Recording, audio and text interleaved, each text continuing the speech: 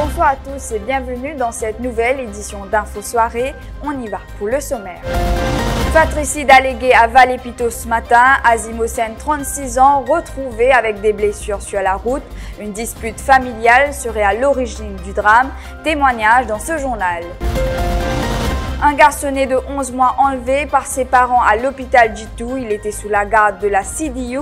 La police a initié une enquête. Première arrestation 8 jours après le vol avec violence commis sur le manager d'une station-service de Shell à Beaubassin. Il s'agit d'Akshay Kedoun, un habitant de Saint-Aubin. Le suspect de 24 ans nie les faits. Plusieurs routes fermées à la circulation demain à Port-Louis. La restriction prendra effet à partir de 9h et ce jusqu'à 13h. Le Parti travailliste déplore l'attitude de la police alors que le ministre Yogita Sorminaden est attendu dans le box des accusés. Nous verrons aussi dans ce journal la situation concernant Danilo. La tempête tropicale modérée pourrait passer à 80 km nord-nord-ouest de Grand Bay dimanche. Et puis culture, l'Island Voice Choir sous la direction de la chanteuse Catherine Kane vous emmène découvrir le monde en 80 minutes à travers une tournée musicale, un événement à suivre au Kodan Art Center. Décidément, ces premiers jours de janvier sont macabres. Fratricide allégué à Vallée-Pito cet après-midi. Azim Hossein, 36 ans, a été retrouvé avec des blessures. Transporté à l'hôpital, le trentenaire a rendu l'âme. Le frère de la victime a été interrogé par les limiers de la CID d'Abercrombie. Selon une proche de la famille, une dispute avait éclaté entre les deux frères ce matin. Sa sœur Nassila s'est confiée à Mima Omir. Pour commencer, on apprend pas ban choses externes comme quoi il y a un crime, c'est pas un crime. Mon frère qui a décidé là, il a déjà suivi un traitement mental, il est déjà dans ce dossier, etc. Il passe aujourd'hui, mon père qui prend lui, il vient, il essaie de se suicider. Mon maman tu peux déjà descendre parce que vu ce l'état que moi était aujourd'hui, mon maman tu peux descendre à la station pour faire ban prendre lui pour amener mental. Mon téléphone mon maman dit maman remonte tout de suite parce que mon père connaît qu'Azim bien le fait. Mon maman monte c'est tard parce qu'il ne finit pas sa code le seul du coup mon maman c'est qui a fait une carte téléphone mon grand frère est rentré tout est correct ben là tu peux mon frère tu peux essayer cause avec lui mon maman si tu peux essayer cause avec lui là pour la suite un coup de une violent mon papa qui utilisent gain mon frère crie un coup ah mais si tu ouvres la fenêtre mon crier mais donc qui est capable venir ça voisin là qui m'a dit récit mettre une faire mon frère aller sur mon frère qui décide là il blesse mon grand frère il galpe il aller mon grand frère galpe il aller mon frère qui décide là il net prendre couteau il galper mon pas cardio qui se minds de salaire là qui peut faire avec couteau pour la suite mon apprendre avec bandi mon en bas qui avec couteau là il pas blesse mon frère il blesse lui-même il coupe lui-même il prend le frère là je l'amène station non je l'amène l'hôpital pour faire un pansement tout ça là pour la suite un temps après si il vient côté moi il vient get un coup qui n'arrivait pas si il dit que me connaît mon troisième frère il décédé moi pas connais pas comment il décédé mais quand il est toujours que balen prend ligne aller toujours correct, il est toujours pas à causer. Un garçonnet de 11 mois enlevé de l'hôpital Jitu hier par ses parents, c'est un infirmier qui a donné l'alerte, soit après avoir constaté la disparition de l'enfant peu avant 17h. En effet, le garçonnet était hospitalisé depuis le 3 janvier dernier. Le médecin traitant a décidé d'informer la Child Development Unit et les autorités concernées après un examen et l'enfant lui a été retiré par les services sociaux. Une démarche qui n'aurait pas plu aux parents. La police a ouvert une enquête. Toujours au chapitre des faits divers, la CID de la Southern Division en possession de preuves concrètes contre Akshay Kedoun. Cet habitant de Saint-Aubin est soupçonné d'être mêlé au vol avec violence commis sur le manager d'une station de service. L'incident s'est produit le 28 décembre dernier en face de la succursale de la Mobank de Rosebell. 2 personnes à moto avaient attaqué le responsable et étaient reparties avec plus d'1 million de roupies. Hier, Akshay Kedoun, 24 ans, réclamé encore son innocence dans cette affaire. Ce jeune de 24 ans a été une nouvelle fois interrogé en cette fin d'après-midi. Je vous le disais au sommaire, plusieurs rues de la capitale seront fermées à la circulation demain matin. Si officiellement la raison de ces interdictions n'est pas précisée dans le communiqué émis par la police ce matin, mais tout porte à croire que cette décision a été motivée par la comparution attendue de Yogita Sorminaden en cour de district de Port-Louis. Ainsi, cette restriction prendra effet à partir de 9h et ce jusqu'à 13h. L'accès aux piétons sera strictement contrôlé et seules les personnes autorisées y auront accès. Voyons les détails avec Mélanie Duval. Visé par une private prosecution déposée contre lui par Simla Kisnen dans l'affaire d'emploi fictif allégué, c'est demain que le ministre du Commerce, Yogita Sorminaden, doit se présenter dans le box des accusés. Et demain justement, entre 9h et 13h, plusieurs rues seront fermées à la circulation. Même les piétons n'auront pas accès, sauf ceux détenant une autorisation. Les rues qui seront interdites aux piétons sont Lisle-et-Geoffroy, à partir de sa jonction avec la rue La Poudrière jusqu'à Church Street.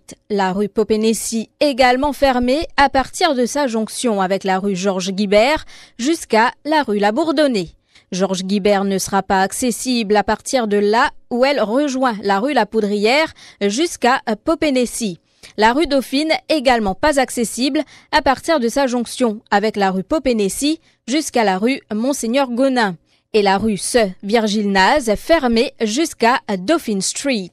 Pour ce qui est des véhicules, ils ne pourront accéder à la rue Popénécy à partir de sa jonction avec la rue Georges Guibert jusqu'à la rue La Bourdonnais, sauf pour les véhicules qui viennent de Suffren Street qui seront, eux, déviés vers le Champ de Mars. Lisle-et-Geoffroy Street sera également fermée à partir de sa jonction avec la rue La Poudrière jusqu'à Church Street.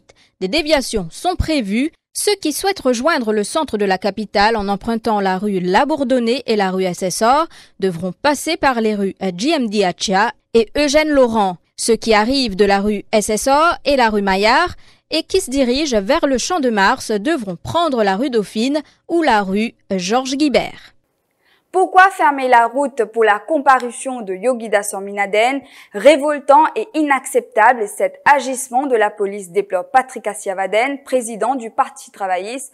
On l'écoute. Comment est-ce possible que quand un politicien, un ministre, pour comparaître en cours, bien ferme pour lui, pour protéger sa ministre là, c'est pas rôle de la police vers ça. Protège le ministre, mais laisse la population la liberté pour circuler dans pour lui comme elle bien. Combien de fois le docteur Amgoulam fin comparaître en cours? Combien de fois fin arrête le docteur Amgoulam? Il des affaires pour lui, pour qu'il ban Mauricien, pas capable de manifester, pas capable de dire ce qu'ils ont pensé. C'est pas un état de droit. Tout le monde pareil devant la loi. Rôle de la police vraiment indécent, révoltant et inacceptable. La tempête tropicale modérée Danilo pourrait passer à environ 80 km au nord-nord-ouest de Grand-Bay en fin d'après-midi ce dimanche. Selon la station météo de Vaqua, elle se dirige dans une direction générale vers l'ouest à environ 10 km par heure. Sur cette trajectoire, Danilo s'approche de notre région et des nuages associés à Danilo influenceront le temps à Maurice à partir de samedi matin avec des averses passagères. Comment je peux prévoir que Danilo qu'il bouge dans une direction de l'ouest à 15 km par heure. Et pour le moment, Danilo est très loin de nos régions et nous sommes capables de dire que sur l'environnement que il a évolué, il n'est pas favorable. De ce fait, Danilo va subir une oscillation de son intensité. Pour le moment, il reste toujours une tempête tropicale modérée et il peut paraître qu'il pourrait à ce stade-là dans les prochains jours qu'il peut évoluer dans la région. Il est capable même d'affaiblir davantage aussi. Pour nous passer en alerte, donc tout peut dépendre de l'intensité de Danilo. Si Danilo lui montre un signe d'intensification, donc là, il est fort probable qu'il ne capable d'envisager une alerte. Mais pour le moment, à ce stade que Danilo lui était là, et s'il continue de sa trajectoire là, et même s'il est rapproché avec nous, et peut-être bien il est capable d'affaiblir aussi, donc il est là, sa probabilité de une alerte cyclonique là, il est relativement moins. 8 nouveaux cas importés de la Covid-19 enregistrés à Maurice. Il s'agit d'un homme en provenance de France et 5 femmes et 2 hommes qui sont arrivés du Kenya. Âgés entre 21 et 26 ans, ils présentent tous un état de santé stable et ont été admis dans un centre de traitement du ministère de la Santé. Le nombre de cas actifs passe ainsi à 15, à savoir que 1130 personnes sont actuellement en quarantaine. Parlons culture à présent. 80 minutes, c'est le temps qu'il vous faudra pour faire le tour du monde, et cela grâce à l'Island Voice Choir sous la direction de Catherine Kane. Une tournée musicale à suivre au Kodan Art Center le 27 février prochain. Les billets au coût de 300 et 500 roupies sont déjà en vente. Voilà, nous sommes arrivés à la fin de cette édition. Merci d'avoir été des nôtres. Bonne soirée à vous.